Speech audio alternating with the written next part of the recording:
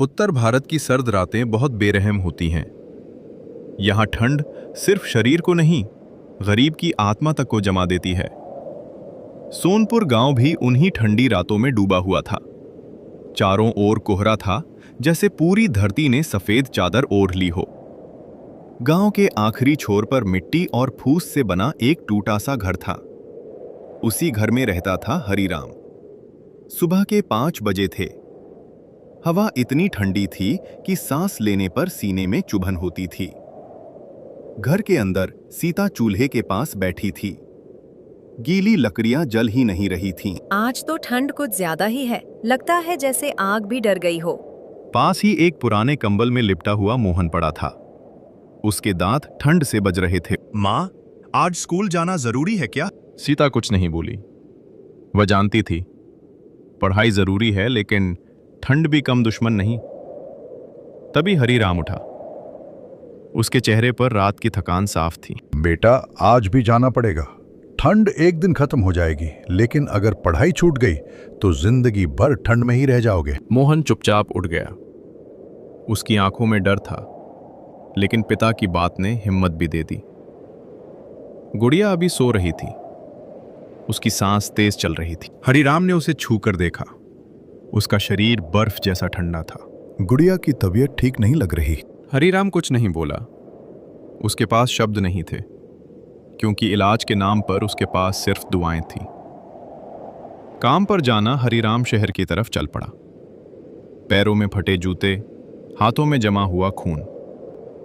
सड़क पर अमीर लोग गर्म कपड़ों में थे और हरिराम ठंड से लड़ रहा था। क्या ठंड सिर्फ गरीब के लिए ही होती है? पूरा दिन काम ढूंढने के बाद उसे मिले सिर्फ 80 रुपए।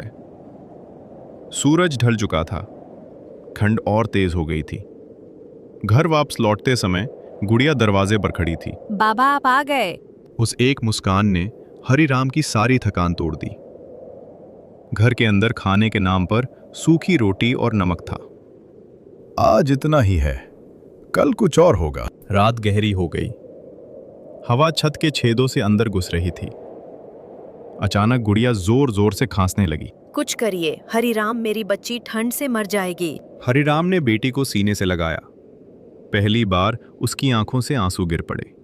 भगवान, मेरी सारी ठंड मुझे दे दो, मेरे बच्चों को बचा लो। उस रात ठंड ने हरिराम को तोड़ दिया, लेकिन उसी ठंड ने एक फैसला भी जन्म दिया। एक ऐसा फैसला जो उसकी जिंदगी बदल देगा। सोनपुर गांव में सुबह हुई, लेकिन ठंड रात से भी ज्यादा तेज थी। कोहरा इतना घना था कि सामने खड़ा इंसान भी सिर्फ परछाई लगता था। हरिराम की आंखें पूरी रात नहीं लगी थीं। गुड़िया उसकी छाती से लगी हुई थी। सीता ने डरते डरते गुड़िया का माथा छुआ। बुखार तो नहीं है, पर बदन अब भी ठंडा है। हरिराम की आंखों में रात का डर अब भी जिंदा था। उसने मन ही मन एक कड़ा फैसला कर लिया था। अब ऐसे नहीं चलेगा। आज चाहे कुछ भी हो जाए, मैं ठंड से लड़ने का रास्ता ढूंढूंगा। हरिराम ने फटा हुआ स्वेटर पहना, पैरों में वही पुराने जूते। सीता दरवाजे तक छोड़ने आई। आज ज्यादा देर मत करना, गुड़िया को आपकी जरूरत है। आज खाली हाथ नहीं लौटूंगा सीता। हरिराम पैदल ही शहर की ओर चल पड़ा। रास्ते में लोग अलाव जलाए बैठे थे। कुछ हंस रहे थे, कुछ चाय पी रहे थे। हरिराम वहीं रुक गया। काश मेरे घर में भी एक अलाव होता। शहर पहुंचकर हरिराम ने कई जगह हाथ जोड़े। भैया, कोई काम हो तो बता दीजिए। कुछ लोगों ने देखा भी नहीं। कुछ ने ठंड में खड़े खड़े भगा दिया। अरे हटो, आज पहले ही आदमी ज्यादा हैं। हरिराम का सिर झुक गया, पैर जम गए, दिल भारी हो गया। नई उम्मीद। तभी एक बूढ़ा आदमी अलाव के पास बैठा दिखा। उसने हरिराम को बुलाया। बेटा, इधर आओ, ठंड बहुत है। हरिराम अलाव के पास बैठ गया। आग की गर्मी सीधे दिल तक पहुंची। क्या करता है तू? मजदूरी, पर सर्दियों में काम नहीं मिलता। बूढ़े ने हरिराम को ऊपर से नीचे तक देखा। रेलवे गोदाम में आज बोरे ढोने का काम है। ठंड ज्यादा है, पर पैसे ठीक मिलेंगे। हरिराम की आंखों में एक चमक आ गई। कितने पैसे? 200 रुपए। 200 रुपए। हरिराम के लिए ये किसी खजाने से कम नहीं थे। काम की जगह रेलवे गोदाम में ठंड और भी ज्यादा थी। हाथ सुन्न हो रहे थे, पीठ दर्द कर रही थी। तेज चलो, यहां कोई आराम करने नहीं आया। हरिराम बोरे उठाता गया। पसीना ठंड में भी बह रहा था। दुर्घटना अचानक एक भारी बोरा हाथ से फिसल गया। हरिराम जमीन पर गिर पड़ा। अरे ध्यान कहाँ है तेरा? हरिराम का हाथ बुरी तरह छिल गया था। खून निकल आया। माफ करिए, काम जारी रखूंगा। शाम तक काम पूरा हुआ। ठेकेदार ने हरिराम के हाथ में 150 रुपए रख दिए। साहब, पूरे 200 बोले थे। गिर पड़े थे ना, इतना ही मिलेगा। हरिराम ने बहस नहीं की। उसने पैसे मुट्ठी में भींच लिए। घर वापसी रास्ते में उसने एक पुराना कंबल खरीदा और थोड़ी दवा। घर का दृश्य घर पहुंचते ही सीता दौड़कर आई। कुछ मिला? आज ठंड से थोड़ा जीत गए। उसने कंबल गुड़िया पर डाल दिया। गुड़िया ने धीरे से आंखें खोली। बाबा, अब ठंड नहीं लगेगी ना? हरिराम ने आंखें पोंछ ली। नहीं बेटी, अब बाबा है ना। ठंड अभी बाकी थी, गरीबी अभी बाकी थी, लेकिन हरिराम की हार नहीं, क्योंकि आज उसने पहला कदम उठा लिया था। सोनपुर गांव पर रात फिर से भारी होकर उतरी। हवा पहले से ज्यादा ठंडी थी, जैसे सर्दी ने ठान लिया हो कि आज किसी को चैन से सोने नहीं देगी। घर के अंदर गुड़िया कंबल में लिपटी थी, लेकिन उसकी सांस अब भी तेज चल रही थी। सीता बार बार गुड़िया का माथा छू रही थी। हरिराम, अब तो बदन गर्म हो रहा है, कहीं बुखार तो नहीं चढ़ रहा? हरिराम ने अपना हाथ गुड़िया के माथे पर रखा। उसे जैसे जमीन खिसकती महसूस हुई। हाँ, बुखार है। बाहर रात के सन्नाटे में सिर्फ ठंडी हवा की आवाज थी और घर के अंदर एक बाप की बेबसी। यादें हरिराम को अपना बचपन याद आ गया। ठंड में उसकी छोटी बहन यूं ही बीमार पड़ गई थी, इलाज नहीं मिला था। नहीं, इस बार ऐसा नहीं होने दूंगा। उसने उठकर अपने फटे बैग से 150 रुपए निकाले। सीता, अभी शहर जाना पड़ेगा। इतनी रात को? हरिराम ने गुड़िया को गोद में उठाया। अगर अभी नहीं गए तो देर हो जाएगी। सड़क सुनसान थी। कोहरा इतना घना था कि रास्ता भी डर लगने लगा। हरिराम तेज तेज कदम बढ़ा रहा था। भगवान, मेरी बच्ची को बचा लेना। शहर का सरकारी अस्पताल ठंड में भी जाग रहा था। बाहर गरीबों की भीड़ थी। साहब, मेरी बच्ची बहुत बीमार है। काउंटर वाला सिर उठाकर भी नहीं देखता। कार्ड है, पर्ची कटवाओ। हरिराम ने 150 रुपए आगे बढ़ा दिए। दवा बाहर से लेनी पड़ेगी। हरिराम का दिल बैठ गया। डॉक्टर का कमरा। डॉक्टर ने गुड़िया को देखा। सर्दी लग गई है, निमोनिया की शुरुआत हो सकती है। सीता रो पड़ी। डॉक्टर साहब, बचा लीजिए इसे। डॉक्टर ने पर्ची लिखी। दवाइयां और गर्म जगह चाहिए, ठंड से दूर रखो। हरिराम ने पर्ची देखी। दवा का खर्च 350 रुपए। मेरे पास तो इतने पैसे नहीं हैं। दवा दुकान वाला साफ बोल दिया। पूरे पैसे लाओ तभी दवा मिलेगी। हरिराम अस्पताल के बाहर बेंच पर बैठ गया। गुड़िया उसकी गोद में थी। मैं बाप हूं, फिर भी कुछ नहीं कर पा रहा। तभी वही बूढ़ा आदमी जो अलाव के पास मिला था, वह सामने से आ रहा था। अरे बेटा, तू यहाँ। हरिराम ने सब कुछ बता दिया। चिंता मत कर, मैं दवा दिलवा देता हूँ। उसने पैसे दिए।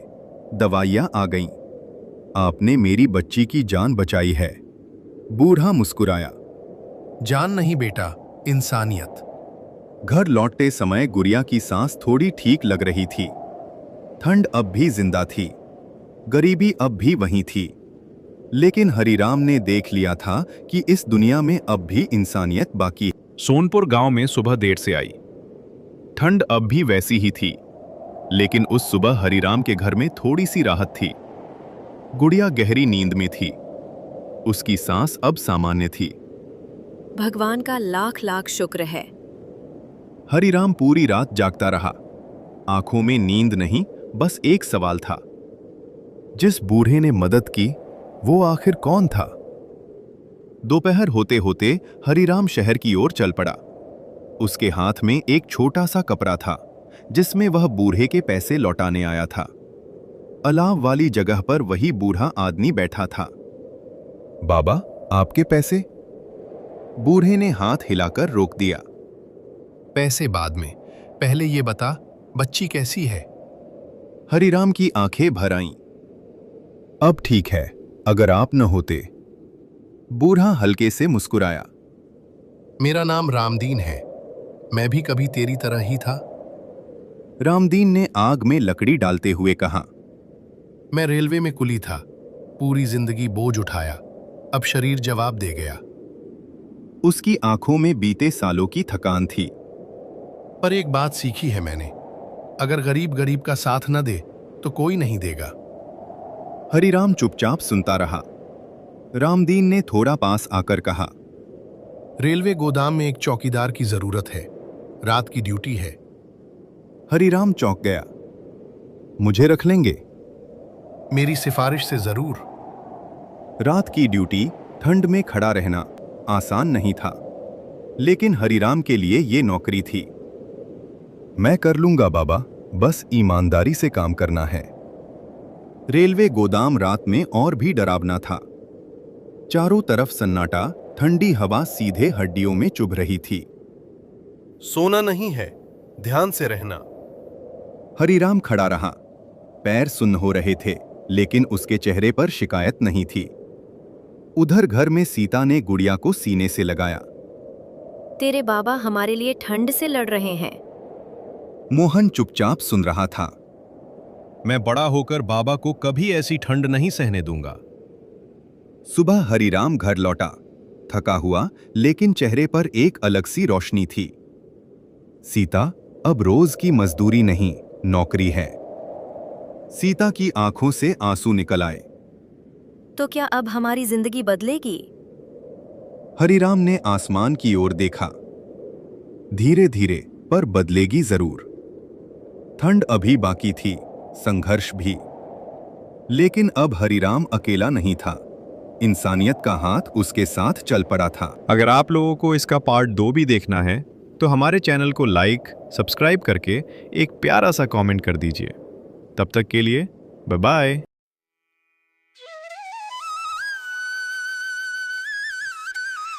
ये कहानी किसी महान आदमी से शुरू नहीं होती। ये कहानी शुरू होती है एक छोटे से गांव से, जहां सपने देखना अमीरी माना जाता है। उस गांव में एक कच्चा घर था, मिट्टी की दीवारें, टीन की छत और अंदर एक परिवार जो हर दिन जिंदगी से लड़ता था। उस घर में पैदा हुआ था रवि। रवि ने जब आंखें खोली तो उसने खिलौने नहीं देखे। उसने देखा खाली बर्तन, थकी हुई मां और चिंता में डूबा हुआ पिता। गरीबी उसे विरासत में मिली थी। रवि को बचपन में ये नहीं पता था कि गरीबी क्या होती है, लेकिन उसे ये अच्छे से पता था कि मां क्यों आधी रोटी खाकर सो जाती है और पिता क्यों बिना बोले देर रात तक बाहर बैठा रहता है। उसके पिता रोज सुबह निकल जाते थे मजदूरी की तलाश में। कभी काम मिलता, कभी नहीं। और जब काम नहीं मिलता तो उस घर में खामोशी आ जाती थी। ऐसी खामोशी जिसमें कोई रोता नहीं, लेकिन सब टूटते हैं। आज काम मिला तो ठीक, नहीं तो पानी से ही काम चला लेंगे। रवि ये सब सुनता था, समझता नहीं था, लेकिन महसूस करता था। गरीबी बच्चों को जल्दी बड़ा कर देती है। जब रवि 5 साल का हुआ तो उसे स्कूल भेजा गया, सरकारी स्कूल, जहां किताबें कम और उम्मीदें और भी कम थीं। उसका बस्ता पुराना था, कपड़े बार बार सिले हुए, जूते इतने घिस चुके थे कि बारिश में पानी भर जाता था। स्कूल में बच्चे उसे घूरते थे, कुछ हंसते थे, कुछ मजाक उड़ाते थे। अरे देखो, इसका जूता फटा है। रवि कुछ नहीं बोलता था, क्योंकि उसने सीख लिया था, गरीब अगर जवाब दे तो उसे बदतमीज कहा जाता है। घर आकर वह किताबें खोलता। उसे पढ़ना अच्छा लगता था, क्योंकि किताबों में कोई उसे गरीब नहीं कहता था। रवि, माँ मैं बड़ा होकर क्या बन सकता हूँ? जो तू चाहे बेटा, अगर भगवान ने साथ दिया तो। माँ का अगर रवि को समझ में नहीं आया, लेकिन वो चाहे उसके दिल में बैठ गया। समय बीतता गया, रवि बड़ा होने लगा और उसके साथ जिम्मेदारियां भी बड़ी होने लगीं। पिता की कमर अब पहले जैसी नहीं रही, काम कम मिलने लगा, घर की हालत और खराब होने लगी। एक दिन स्कूल से लौटते वक्त रवि ने देखा कि उसके पिता सड़क किनारे बैठे हैं, हाथ खाली, आंखें खाली। रवि, बाबूजी, काम नहीं मिला? आज छुट्टी समझ ले बेटा। लेकिन वो छुट्टी नहीं थी, वो गरीबी का एक और दिन था। उसी रात घर में सिर्फ 2 रोटियां बनी। 3 लोग। रवि, तू खा ले, मैं बाद में खा लूंगी। रवि, नहीं माँ, आप खाओ। बच्चा खाएगा, बस। माँ चुप हो गई, उसने रोटी नहीं ली। रवि ने उस रात पहली बार समझा कि गरीबी क्या होती है। उस दिन उसने अपने मन में एक वादा किया। वह वादा किसी से नहीं कहा, बस खुद से किया। मैं ऐसा दिन नहीं आने दूंगा जब मेरी माँ को भूखा सोना पड़े। यहीं से रवि की असली लड़ाई शुरू हुई। रवि के जीवन में वो रात सिर्फ एक रात नहीं थी, वो एक रेखा थी। उस रेखा के इस तरफ उसका बचपन था और उस तरफ जिम्मेदारियां। अगली सुबह जब वो उठा तो कुछ बदला हुआ था। घर वही था, गरीबी वही थी, लेकिन रवि वही नहीं था। अब वो सिर्फ बच्चा नहीं था, अब वो सोचने लगा था। स्कूल जाना अब पहले जैसा आसान नहीं रहा।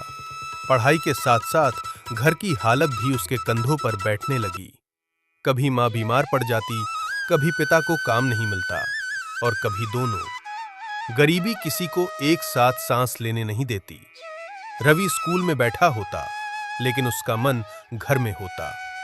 क्लास में मास्टर सवाल पूछते और रवि खिड़की के बाहर देखता रहता। मास्टर, रवि, सवाल का जवाब दो। रवि, जी सर, माफ कीजिए सर। मास्टर, थोड़ा सख्त, ध्यान पढ़ाई में लगाओ, यही तुम्हें आगे ले जाएगी। रवि के मन में ये बात बैठ गई, पढ़ाई ही आगे ले जाएगी। लेकिन पढ़ाई भी पैसे मांगती है। कुछ महीनों बाद स्कूल से नोटिस आया, फीस बाकी है। रवि ने कागज हाथ में लिया और देर तक देखता रहा। उस कागज में सिर्फ रकम नहीं लिखी थी, उसमें उसकी पढ़ाई का भविष्य लिखा था। रवि, माँ, अगर मैं कुछ दिन स्कूल न जाऊं तो चलेगा? माँ, ऐसा क्यों बोल रहा है? बस ऐसे ही पूछ रहा था। माँ समझ गई। माँ सब समझ जाती हैं। उस रात माँ देर तक सोई नहीं और रवि भी नहीं। अगले दिन रवि ने एक फैसला लिया। वो फैसला आसान नहीं था, लेकिन मजबूरी आसान नहीं होती। रवि स्कूल से लौटते समय एक छोटी सी दुकान पर रुका। वहां एक आदमी बैठा था, जिसके चेहरे पर उम्र और थकान साफ दिखती थी। रवि धीरे से, काका, कोई काम होगा? दुकानदार, उम्र कितनी है? 12 साल। दुकानदार, थोड़ा रुक कर, पढ़ाई करता है? हाँ, लेकिन काम भी कर सकता हूँ। उस दिन रवि को पहला काम मिला। काम छोटा था, लेकिन जिम्मेदारी बड़ी थी। दुकान साफ करना, सामान जमाना, ग्राहकों के लिए पानी लाना। शाम को जब वह घर लौटा तो हाथ में कुछ सिक्के थे। बहुत ज्यादा नहीं, लेकिन उसके लिए बहुत बड़े थे। रवि माँ को पैसे देते हुए, माँ, आज मैंने कमाया है। माँ घबरा कर, तू काम क्यों करने लगा? पढ़ाई का क्या होगा? रवि शांत आवाज में, पढ़ाई भी करूंगा माँ, बस थोड़ा साथ दे रहा हूँ। माँ की आंखें भर आईं। वो कुछ बोली नहीं, बस पैसे हाथ में लेकर चुपचाप रसोई में चली गईं। कभी कभी माँ की चुप्पी सबसे बड़ा आशीर्वाद होती है। दिन अब ऐसे बीतने लगे, सुबह स्कूल, दोपहर काम, रात पढ़ाई। रवि की उम्र तेजी से नहीं, अचानक बढ़ने लगी। स्कूल में अब थकान दिखने लगी।